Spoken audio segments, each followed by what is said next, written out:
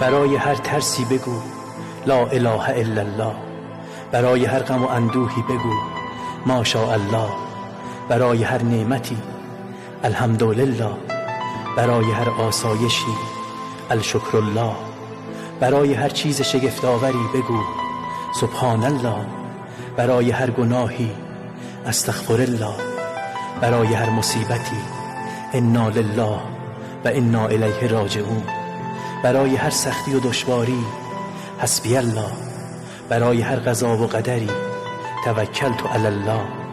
برای هر دشمنی اعتصمت بالله. و برای اجابت هر دعایی لا حول ولا قوة الا بالله. این دعاها رو بخون و توکل کن به خدا. مطمئن باش اجابت میشی.